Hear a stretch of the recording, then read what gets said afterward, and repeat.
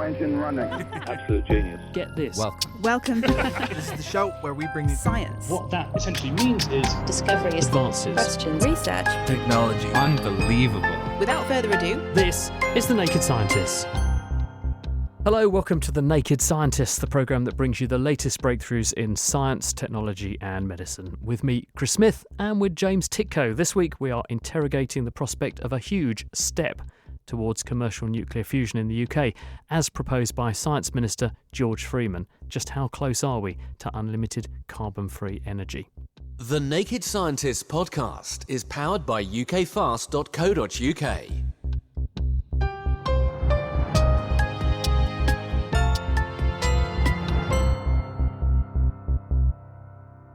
Now, earlier this month, the UK Atomic Energy Authority launched an initiative that's called STEP. It stands for the Spherical Tokamak for Energy Production. This is a project that will demonstrate the ability to generate net electricity from the fusion process. It will also determine how a fusion plant can be maintained through its operational life, and it will provide insights into the potential for a plant like this to produce its own fuel. And if you're sitting there wondering what a tokamak is, don't worry, we'll get to that later. Now, at the launch, UK Science Minister George Freeman set the UK fusion industry a big challenge. By 2040, he wants a nuclear fusion plant in operation in Oxfordshire, paving the way for this low-carbon energy source to contribute to the national grid soon after. Now, it's obviously a very ambitious target, and as he explained to us when we asked him, he's saying fusion is only 15 years away to get everyone asking how, a bit of a provocation. Because, as he puts it, and I quote, "We're in a global race which we cannot afford to lose by going slowly." So, today we're going to be interrogating the feasibility of this bold claim by speaking to experts both from within and also outside the nuclear fusion industry. With us first to kick off and give us some of the background to all of this is Imperial College London's fusion physicist Brian Appleby. In a nutshell, when we say nuclear fusion, what actually is that? How does it differ from what's currently being harnessed to provide nuclear energy at, say, a nuclear power station? Yes, so nuclear fusion at its most basic level is just a nuclear reaction in which you take two nuclei, and these are light nuclei that come from near the start of the periodic table, and you force them to join together, you fuse them. And when you do that, Einstein's famous equation, E equals mc squared, possibly the most famous equation in physics, comes into play. And a small amount of the mass of those nuclei that you're fusing together is converted into kinetic energy of the particles. So really you're not creating energy, you're just moving energy from being part of the rest mass of the particles to being a kinetic energy which you can then recover and use to create electricity. But yes, this is different. Our current power plants are all based on fission.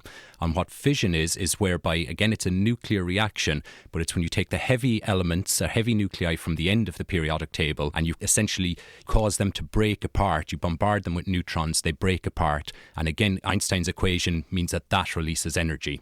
So fusion is when we are joining the particles together. The real challenge, though, is when we bring the particles close together, they start to repel each other electrically. And what we need to do is we need to make this thing that we call a hot plasma, whereby the fusion reactions can actually happen.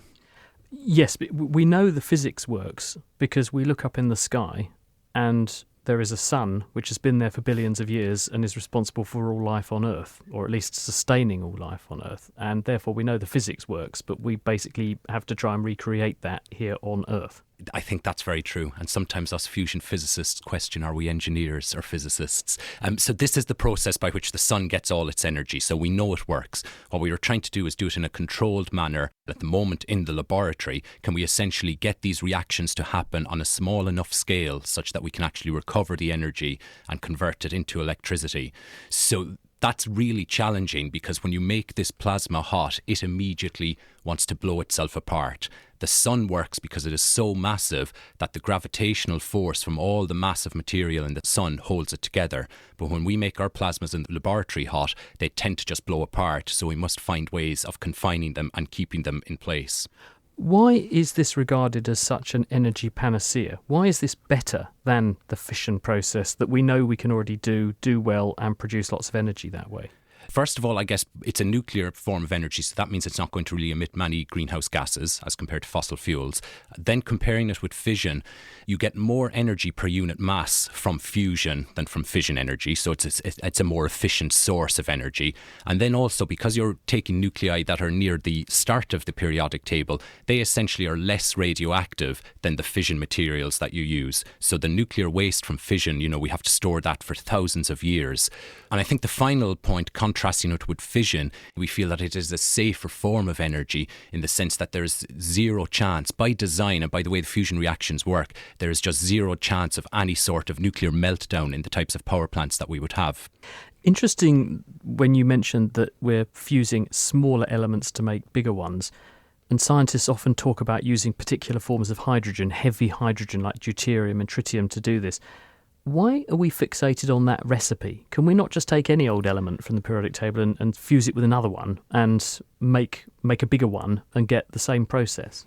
Well, we could up to iron. So iron is I think element number 27 in the periodic table. And all the elements up to iron, if we fuse them together, we will release energy. But there are two specific reasons why we take D and T, these isotopes of hydrogen. And that is because, first of all, they have a very large cross-section. And what we mean by cross-section is the probability when you bring them close together that they will actually fuse. This is deuterium and tritium. Yes, deuterium and tritium. Yeah, so they are isotopes of hydrogen. So that's one reason. And then the second reason is, well, how much energy is released when you actually have the fusion reaction. And so the deuterium-tritium DT pair is the pair that releases the most energy per reaction happening. So we get the best bang for our buck. So we get the best bang for our buck. When we were thinking about harnessing energy that was in, say, oil or coal hundreds of years ago, we built an engine that would liberate the fuel in the right way. What sort of engine should we be building for liberating the energy that's in fusion fuels, like you've just been describing? What should that engine look like? So I think the engine is probably really dictated by these constraints that we have, that we need to make something very hot and then keep it in place for sufficiently long time for these reactions to happen. And so there's at the moment two different designs or concepts for these engines. There's one form called magnetic confinement, and I believe we'll have someone speaking a little bit more about that later, in which you have this hot deuterium-tritium plasma and then you wrap it in magnetic fields, and these magnetic fields keep it in place while the reactions are happening and it produces the energy. The other form of engine is something that we call inertial confinement fusion, where we just compress the fuel as rapidly as possible, and doing that compression makes it very, very hot, and then we aim to get as much of the fuel to burn up in as short a time scale as possible. And what do you think are the big hurdles that need now to be surmounted to reach George Freeman's 2040 goal? At the moment, when these reactions happen, we produce a burst of neutrons, high energy neutrons, and going from creating a burst of neutrons to having electricity is a non-trivial challenge. It involves a lot of material science that we have yet to do. Brian, thank you very much indeed. That's Brian Appleby. He's staying with us across the programme. We'll hear more from him in a minute. How elegantly explained, yes. And it does seem as though optimism for fusion has been shared by many recently. But nuclear physicist and emeritus professor at Griffith University in Australia, Ian Lowe, is much more sceptical of the recent bullish predictions around the future of fusion power. It does not seem plausible at all. I remember the standard joke among physicists is that commercial fusion power is 50 years away and probably always will be. In the 1960s, fusion was just a laboratory activity, and the achievement of briefly getting out more energy than was put in is a significant achievement in terms of the basic physics, but it's a long way away from being a plausible commercial activity. I haven't yet seen a credible conceptual diagram for how you structure a reactor so that you maintain the plasma at the temperature of millions of degrees, which is needed for fusion to go on, at the same time as extracting usable quantities of energy. I don't think it will be commercially realistic in my lifetime. Interesting you say that. So what's caused this excitement, this generated buzz around the topic, do you think? Well, what's caused the excitement was that one experiment in which for a few milliseconds more energy came out of the reaction than was put in. That was at the National Ignition Facility in America, just to clarify, wasn't it? Correct. And there's been a lot of hype about that. But it's important to remember that while the amount of energy that came out was slightly more than the energy that went in, putting that energy in required the amount of energy that would power a small city. So what we're talking about is an experiment in which the amount of energy that would power a small city briefly produced enough energy to run half a dozen households. Now, that's interesting in terms of basic physics, but it's a long way away from being the commercial reality of providing the low carbon electricity we need if civilization is to continue without causing runaway global warming. Well, I suppose then we've got an energy gap to fill, haven't we? We've seen a lot of progress in other renewable energy sources in recent years, solar and wind. Is the sort of buck going to be passed to solar and wind? If we're talking about zero emissions by 2050, the easy part of that is getting zero emissions from electricity supply. It's much harder to decarbonise transport and agriculture and buildings and manufacturing. So we really need to have zero carbon electricity by 2040. And if the earliest, the most optimistic view of when you could have one commercial reactor running is 2040, that just doesn't make any impression at all on the problem. I wonder if you could speak a bit to the deployment difficulties, though, with solar and wind. And that's been the sort of root cause, hasn't it, of why people have looked to ventures like fusion as somewhere we need to find energy if we're going to, as you say, decarbonise by our ambitious global targets. Yes, I suppose there's 2 points. One is that in the last decade, there's been dramatic reductions in the price of electricity from solar farms and large wind turbines. In 2010, the average price of nuclear fission electricity was about 12 cents a kilowatt hour. Wind was about 14, solar was about 35. Last year, world average prices were 3.7 cents for solar, 4.1 for wind, 8 for gas, 11 for coal, 16 for nuclear. So solar and wind are now far cheaper. And they're so much cheaper that in the Northern Hemisphere, large coal and nuclear power stations that have long ago amortised their capital cost are being closed down. The critical point of using solar and wind is that you need storage because the sun doesn't always shine and the wind doesn't always blow. There's been great improvements in battery technology and pumped hydro storage. The other point I'd like to make, though, is that we shouldn't assume that the demand for electricity is fixed and given. By far the most cost-effective way of reducing the amount of carbon dioxide we put in the atmosphere is improving the efficiency of turning energy into the services that we need. The American energy analyst Amory Lovins said 50 years ago, people don't want energy, they want hot showers and cold beer. And we really should be putting a lot more effort into improving the efficiency of the appliances that turn energy into the services that we need, like heating and lighting and electronics, rather than assuming that we need to keep scaling up the amount of electricity that we pour into inefficient devices. Ian Lowe, slightly surprised he didn't mention the fact that here in Britain we of course have cold showers and warm beer, but there we are. Imperial College's Brian Appleby is still with us. He made some pretty strong points there. Do you agree? Well, I think I would agree with his, assessment that there are a lot of technological challenges and we have to be open to that. And I think it would be very reckless of anyone to assume that fusion energy is going to help us with getting to net zero. There is no way that we can rely on it. Well, as in, because it's not going to happen soon enough? Well, it may or may not, but I don't think we can assume it will happen by 2040 simply because there are so many technological challenges that we have not yet tackled. I think we can be confident when we have the time and the resources to tackle them that we will be able to overcome them, but that might take longer than we expect. So I think he's right on that point, but I think just stepping back from the purely commercial point, it's a challenge worth undertaking because it is such a fundamental different form of energy. So if we can get it to work, it is game changing. Thanks, Brian Appleby there.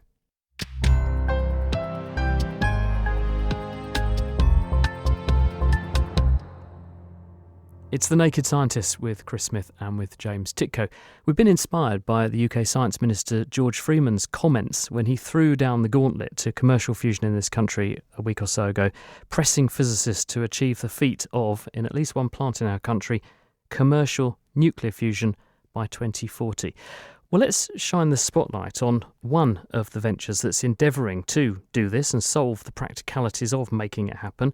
James heard from Hannah Willett, who's at Tokamak Energy there in Oxfordshire, and they're using the same technology as the STEP 2040 prototype plant that George Freeman was talking about and opening will. Our approach is called magnetic confinement fusion, and essentially kind of imagine trying to hold a jelly in a net, except our jelly is our plasma fusion fuel, the hydrogen, and the net is made of magnetic field lines. So we have a machine called a tokamak, which is a vacuum chamber in a kind of a cord apple shape. Inside this vacuum chamber, we create a vacuum. We suck as much air as possible out of it, put our fusion fuels inside it, heat up, strike up a plasma, as it's called, and we use our magnetic net. So we have lots of field coils around the outsides of the chamber to hold the plasma inside, keep it away from the walls, make it stay nice and hot for the fusion reactions to happen. A really nice minute-long or so introduction to how it works. I wonder if we can unpack that slightly. Let's start with the inputs of the process. You need those hydrogen isotopes to smash into each other. Now, where do these come from? The hydrogen isotope that is most common is hydrogen 1, which is 1 proton and 1 electron. What we'll need to use for fusion on Earth is deuterium and tritium, which are slightly heavier isotopes. So for deuterium, you add 1 neutron in, and for tritium, you add a second neutron in. Now, deuterium is still naturally occurring. It's about 1 in every 6,700 hydrogen atoms are actually deuterium, which doesn't sound like much, but when you consider how much hydrogen there is on Earth, mostly in the form of water, H2O, in every cubic meter of seawater, there's 33 grams of deuterium atoms. Tritium is a little bit more awkward, so it's slightly radioactive. It doesn't hang around forever. That will need to be produced, which is one of the big kind of technological challenges of fusion, but it can be produced from lithium. So designing your power plant to be able to manufacture tritium as well to feed back in, that is part of the development of technology that needs to happen. But one of the other major challenges is the enormous, extreme amount of heat you need to generate to get the deuterium and the tritium into a plasma and to keep it in that state. It needs to be millions of degrees, even hotter than the sun. How are you doing that? Where are you doing that? That's where the sort of tokamak comes in, I assume.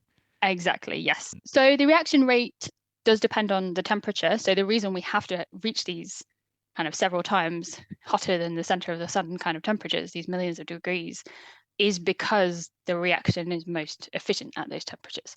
Fusing 2 nuclei together, they're both positively charged, so there's an electrostatic repulsion between them. They have to have enough energy to be able to be pushed close enough together. We have neutral beam heating, which means that we create high energy beams of neutral hydrogen or deuterium, give them loads of energy, fire them into the plasma, and then once they're inside the plasma, they have to be neutral to be able to get inside that magnetic net. But once they're in, they interact with the plasma particles that are already there and transfer that energy and actually allow that fusion reaction to happen. So the temperature is a big part of it. The other thing is density. Basically, the denser your plasma is, the more particles you have flying around in there, and the more likely they are to interact. So there's kind of a careful balance between temperature, your density, and then the third kind of element of N for density, T for temperature, and tau for confinement time. So how long we can hold the energy inside the plasma and the tokamak. Because if you put the energy in and it all falls out again straight away, it's not super helpful. So you have to increase the confinement time to kind of get that going, make ignition happen, and keep your plasma burning. You following us so far, still with us? Well, don't worry if the answer is no, because after her explanation, Hannah suggested I consolidate my knowledge by role-playing as a tokamak engineer on Earth in the far future. Keen to take up the challenge and prove what I'd learned, I tried my hand at the mobile game, which thrusts the player into the hot seat of a futuristic power plant. The energy shortage of the 21st century has been overcome. The solution? Fusion energy. Fuel is heated to its plasma state at 200 million degrees, at which it fuses and releases vast amount of energy. Powerful magnets hold the plasma inside the power plant. You are the operator of a typical fusion power plant in 2103. As operator, you must drive the machine to the ideal fusion conditions. You control strong magnets to cage the plasma in the steel vessel, a powerful microwave heating system enabling the plasma particles to fuse, a microwave cannon to blast magnetic islands. You've got to look after the temperature gauge, which goes up to 200 million degrees, and the confinement gauge, where you adjust the magnetic power to keep the confinement at the right level. Right, okay, I think I'm ready to give this a go. So I want to raise the magnet power. Oh, that's the confinement's way too high. Oh dear, sorry. Okay, we'll increase the temperature. But that in turn brings the confinement quite low. Up comes the magnet. Okay, well done. Core temperature is rising again. Phew. So the trick is to raise the magnet power and the heating power sort of evenly. We're up to 70 million degrees in my fusion reactor now. Things are going pretty well. Oh gosh. Gotta zap those magnetic islands with my microwave cannon. We're gonna whack the heating power onto full now. And raise the magnet power in turn. Ticking over 190 million degrees. 197. 200. Well done, you succeeded in driving the machine to the ideal fusion conditions. Well, pretty pleased with myself there. Not bad, eh? Now, before I let Hannah go, I wanted to ask her about Ian's query regarding how these obscene temperatures can be maintained while at the same time being able to extract energy from the fusion reaction. We come to another of the technological challenges, which is capturing the energy that comes out. So you want to make sure that in the walls of your tokamak, you have the right kind of elements that can capture these neutrons, slow them down, extract the energy. And then that also feeds back into tritium breeding, because you can use those neutrons then to react with the lithium to produce tritium. So it kind of makes a nice, neat puzzle. But I mean, these are still big technological challenges that need to, the engineering of how that needs to be done is still a work in progress. To be able to withstand these extreme conditions, what materials are tokamaks made of? So another technical challenge, material science. Big point of research, and not just at Tokamak Energy, but organizations globally looking at different options for how to create these, call them plasma-facing components, like the kind of the first wall inside the tokamak. So there are kind of different options. So heavy metals with very high melting points, so things like molybdenum, tungsten, so they can withstand like the highest heat loads if a plasma touches the wall. But the problem with them is that if they do get into the core of the plasma, because they're so big, they can end up radiating away a lot of the energy, which, if we want to keep the confinement time up, not great again. Other options are lighter elements right at the other end of the periodic table. Boron, lithium, we've already mentioned, but because they're light, if they get inside the plasma, they don't do as much damage, as it were, to the heating, to the maintaining that temperature. Hannah Willett speaking to me from Tokamak Energy in Oxfordshire. Imperial College's Brian Appleby is still with us. As I listened to what Hannah said, Brian, and what you told us at the top of the programme, I'm increasingly coming to the sort of view that this is less a physics problem now and more a material science and an engineering challenge. Is that fair, or are there still quite a lot of scientific issues to solve? I think really it's what I would say is because we've had successes on the scientific side over the last few years, such as what happened at the National Ignition Facility in America, we're beginning to think more about, say, the engineering challenges. So we still have lots of physics that we need to do to make sure we fully understand how these plasmas behave. But, there is a confidence building that we need to start thinking about the next set of problems, about how we recover the energy, how we drive these reactions. I think we can straddle both of these challenges. Have we created those sorts of conditions on Earth before? Or are we into uncharted territory trying to make things at 200 million degrees? So I think for me personally and for a lot of my colleagues, that's the really exciting thing, that when we step back at the end of the day, what we're doing is we're creating these unique plasmas on Earth. It's the hottest substance that we can create, and therefore we're able to study it in the laboratory. And what that can do is it can tell us a lot of things about, say, how the universe behaves, how things like supernovae evolve, and how elements are formed in the universe. So whilst trying to achieve the commercial goals of fusion energy, we are still doing fundamental science. How will scientists be trying to tackle this? Is this all about computer modelling? Is this just building really powerful computer systems that can work out when we put things under this enormous strain and pressure and we scale it up to the sorts of sizes that they're talking about? It's trying to work out where the particles are trying to go and how fast, and therefore how much energy they're dissipating. Is it basically a computer modelling problem? Computers are very, very helpful, and we use the world's most powerful computers for doing simulations of these plasmas. But the fundamental issue really is that when you are trying to do fusion, you always are trying to balance a pencil on its point. We have all these instabilities that we have to fight to keep our hot plasma confined. And so the computer simulations help us to understand how we can keep the pencil balancing on its point. But at the end of the day, computer simulations are not infallible. We have to make sure that they are correctly predicting the outcomes of the existing experiments that we can do. Do you think George Freeman's going to get his dream? 2040, there'll be a plant running. It will be a net producer of energy? If he is willing to, support his dream with whatever cash is required, then yes. And I always think of the moon landings in 1960. JFK said at the start of the 1960s, America will put a man on the moon by the end of the decade. And he didn't talk about the commercial aspects of it. That was the goal, get a man on the moon. And I think that's what we should be doing with fusion. He also said we don't do it because it's easy, we do it because it's hard. And this is a sort of similar problem, isn't it? I think so, yes. So I feel we need that attitude. And presumably, in the course of solving this very hard-to-solve problem, a bit like the Riemann hypothesis has made mathematicians develop all kinds of exciting new maths to find prime numbers, and they still haven't won the prize. They nevertheless have done some exciting maths doing it. Are we discovering some exciting physics along the way? We certainly are, yeah. So, we're discovering lots about astrophysics, also technology developments, things like laser developments, high-temperature superconducting magnets. There's lots of technologies that are required for fusion, whereby it's the investment from fusion that's driving the progress. Brian, it's been terrific to have you on the programme. That's Brian Appleby from Imperial College down in London. And that is where we must leave it for this week. But do join us at the same time next week when we're going to be taking a journey to the centre of the Earth. Not so much in the Jules Verne sense, but in the sense of what's inside the planet and what makes it tick. There's recent news that the Earth's inner core may have stopped turning and that it could be about to go into reverse. Is that cause for concern? And what can tectonics teach us about the origins of life on our planet?